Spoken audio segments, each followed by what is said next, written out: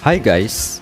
For sure marami sa atin ang familiar sa expression na sana all or mapapa sana all ka na lang. At hindi lang basta familiar sa pandinig, kundi ito ang madalas ginagamit na salita sa mga tao na labis na humahanga, nai-inspire, naiinggit at natutuwa sa kanilang nakikita na mapang-agaw ng pansin o atensyon. Halimbawa na lang, nasa public places ka and then may nakita o nakasalubong ka na sobrang ganda or sobrang gwapo at kakaiba ang dating nito. For sure, masasabi mo sa sarili na, wow, sana all. Or else, minsan, makakita ka ng may partner na parehong maganda at gwapo or magpartner na parehong pinagpala sa lahat ng aspeto pagdating sa itsura at forma. Siguradong mapapatingin ka at masabing, sana all. At aminin na natin na umaabot na rin sa punto na nasabi natin sa sarili na sana ganyan din ako. Ang tanong, posible kaya? Posible kaya na makamit na rin natin ang hinahangad nating mayroong mapapa sana all sa'yo or sa atin? Ang sagot, syempre naman, kailangan lang natin mahalin ang sarili at kaakibat nito ang disiplina sa ating mga sarili. Sa video na ito, isa-isahin natin ang mga bagay na makakatulong sa atin na mag-motivate at mag-i-inspire na gawin ang mga bagay upang mas magiging attractive tayo sa mata ng marami.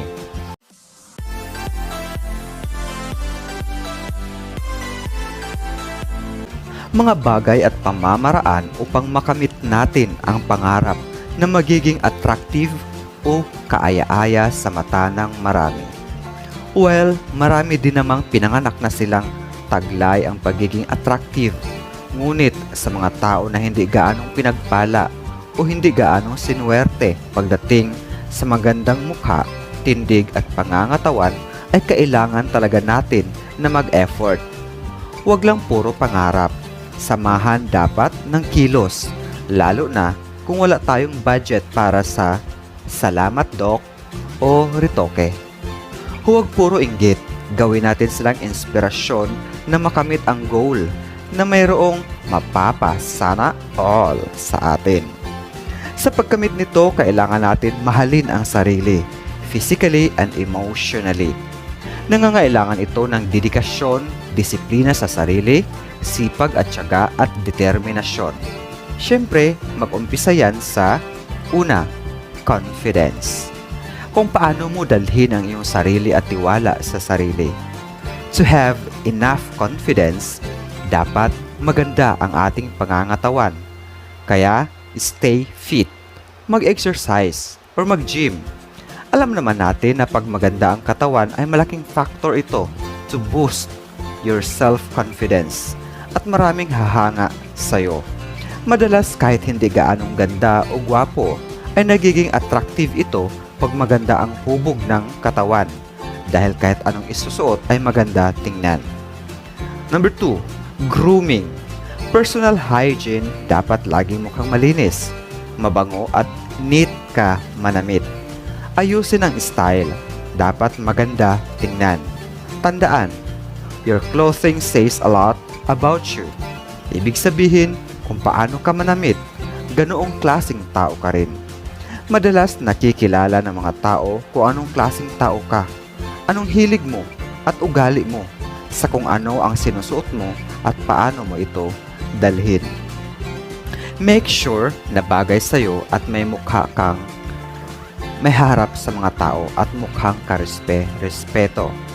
Number 3, body language. Yung posture mo at gesture mo and overall demeanor. Your demeanor is your outward behavior. Kasama dito kung paano ka tumayo o ang tindig mo, paano ka magsalita, your facial expressions, at kung paano ka mag-react o makipag-usap. Dapat nating bantayan ang mga iyan upang magiging attractive tayo at hindi maka-discourage. Number 4, attentiveness. Kung paano tayo makipag-socialize o halubilo sa mga nakapaligid sa atin. Tandaan, A good friend or a good person is a good listener.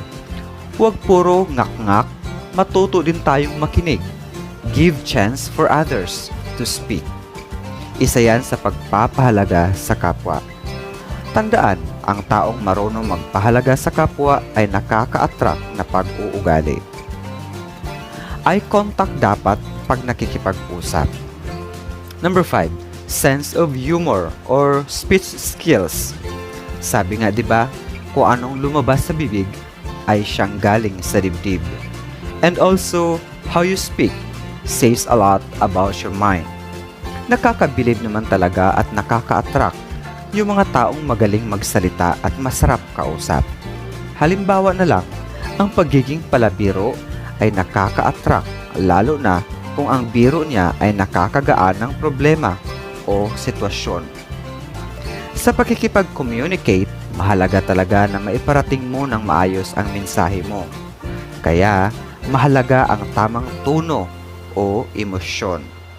Always speak clearly, slowly, deeply, and confidently, like an intelligent person, so make them feel your voice.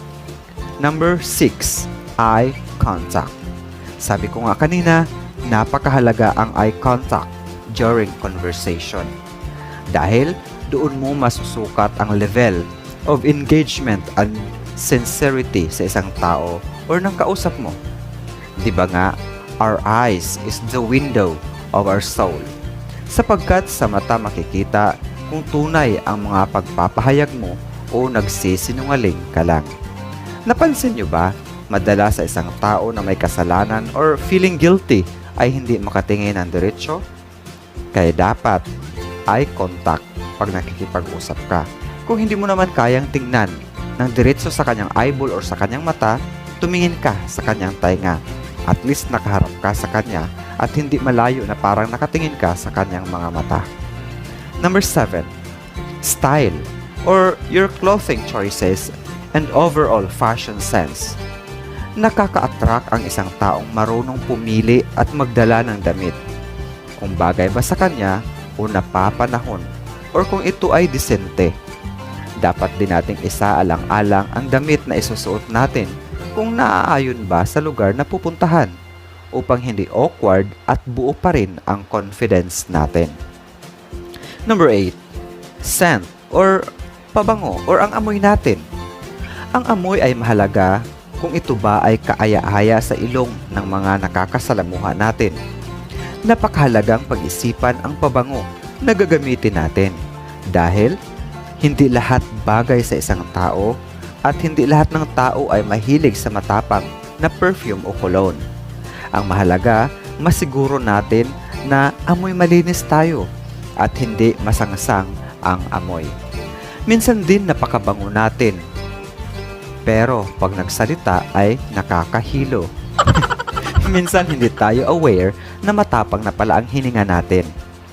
Ayon sa doktor, may mga times na kahit bagong toothbrush tayo, ay malaki talaga ang posibilidad na after few minutes ay mangangamoy talaga ang hininga natin dahil may kanya-kanya tayong bakterya sa bibig at lalo na pag palagi tayong nalilipasan ng gutom. Kaya ugaliin natin magdala o gumamit ng mouth spray or candy or bubble gum for fresh breath para hindi nakaka-discourage. Kaya kung hindi tayo sigurado sa hininga natin, limitahan ang pagsasalita. Sana nakatulong ang video na ito. Thank you and until next video.